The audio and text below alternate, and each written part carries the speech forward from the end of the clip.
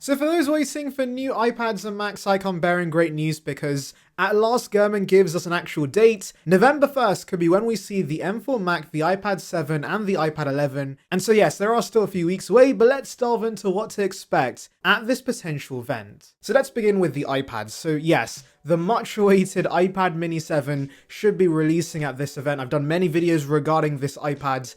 But basically, it's going to be a spec refresh for the most part. Expect a new chipset that could be the A18, 8 gigs of RAM, so of course it should support Apple Intelligence, and also AAA titles, making this the ultimate portable gaming machine. That's pretty awesome. We should also see the new landscape camera and Apple Pencil Pro support, double the base storage, new colors that are hopefully vibrant, and also fixed jelly scrolling. Now all of this aren't exactly revolutionary changes that are going to change the industry, but the iPad mini hasn't been updated in 3 years now, so I am very much excited for this refresh. I think a lot of people are going to be interested, and also remember, because there are very minimal changes, the price should stay the same, and if you still don't care about the new changes, this should bring down the price of the iPad mini 6, which might become sub $300. So yeah, this is really a win-win situation, guys. I am hoping we see this iPad very soon. Now the next iPad we should see is the new base iPad. Now to be fair, Gurman did not explicitly say this is coming at the October event because he mainly talked about the iPad mini, but in the first line of his report, he says new lower-end iPads, in plural, so I think that does mean the base iPad is going to be refreshed. It's about time that gets refreshed as well because it's been 2 years, I believe, without a refresh. The A14 is getting pretty old, and so what can we expect with this?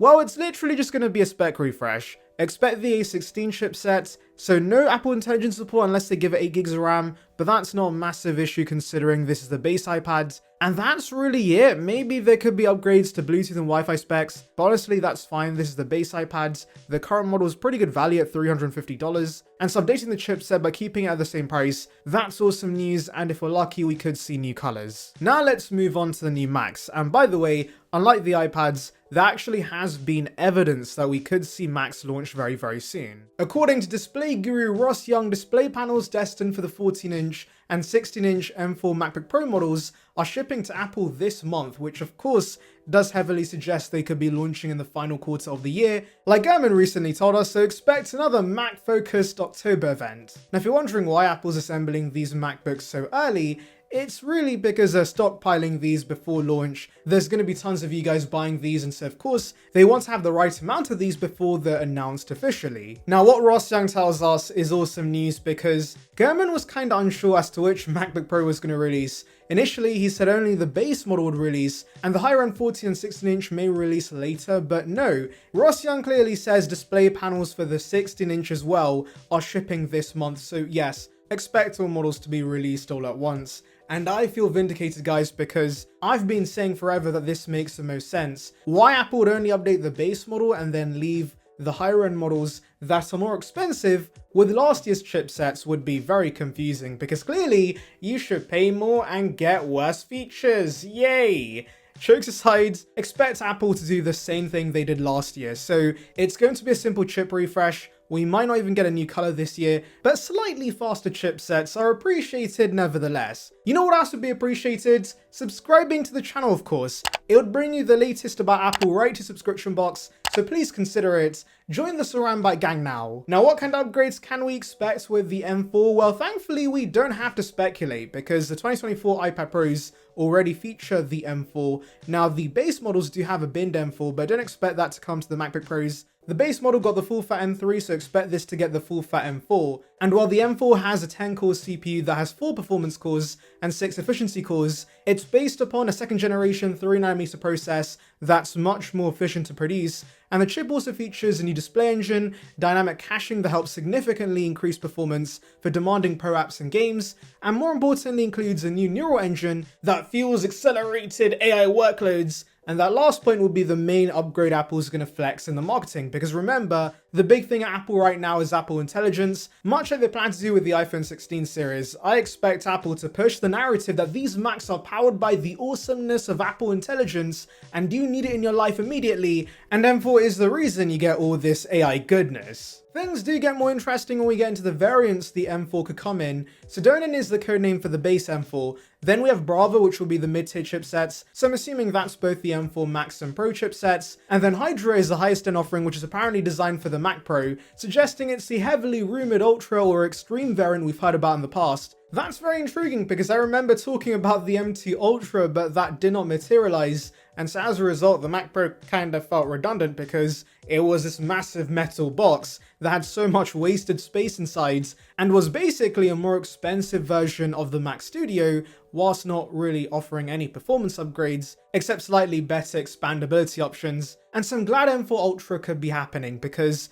this could be the game changer for the Mac Pro. Also, I do want to note it's interesting that both the M4 Pro and Max fall under the same codename because unlike the M1 and M2 variants of these chips, the M3 versions were completely different. Before they had the same CPU configuration, but it would be the GPU that's different, but now even the M3 Max offers more performance cores over the M3 Pro, and so could the M4 be returning back to the good old days of the M1 and M2 layouts where the Pro and Max had the same CPUs? Well, that would be nice considering the M3 Pro in some ways was a weird downgrade over the M2 Pro. Those are the new chips, but let's now talk about the other Macs we should see launch in October alongside the MacBook Pros. First will be the 24-inch iMac, and I'm still surprised we're getting persistent rumors this will be launching with the M4 because Apple took nearly 3 years to update it from M1 to M3, and so going to M4 so soon has caught me off guard a little, I can't lie. I've actually always argued it makes sense to not upgrade the iMac very often because it's a low volume product and the user base for the machine, schools and families, likely won't care about having a slightly faster chipset,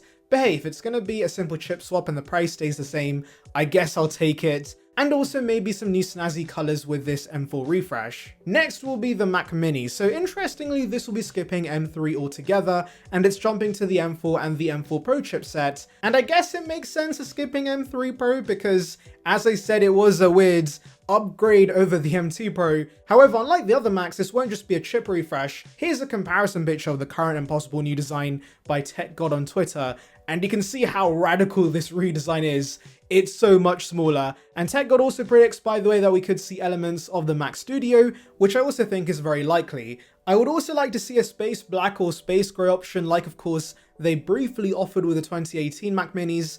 But to be honest, colors don't make a huge difference at the end of the day. It's literally just a metal box that's gonna sit in the corner, so I'm also fine with the current silver. Now in terms of I/O, there will be a HDMI 2.1 ports and 3 Thunderbolt ports on the back, which is actually an upgrade over the current M2 that features 2 Thunderbolt ports. And this is because the M4 features more Thunderbolt controllers. So breaking news, guys, for once Apple's making their product smaller and actually giving us more ports. Wow, who'd have figured? Now funnily enough, this only applies to the M4 model because if you go for the M4 Pro, that actually has 1 less port compared to the M2 Pro model. But I guess the M4 Pro will have 3 ports to match the MacBook Pros. Now if you're worried if Timothy is going to be jacking up prices because of this redesign, Gurman thankfully says that will not be the case. Anyways, let me know your thoughts in the comments, make sure to like and subscribe for more content like this, and thank you for watching.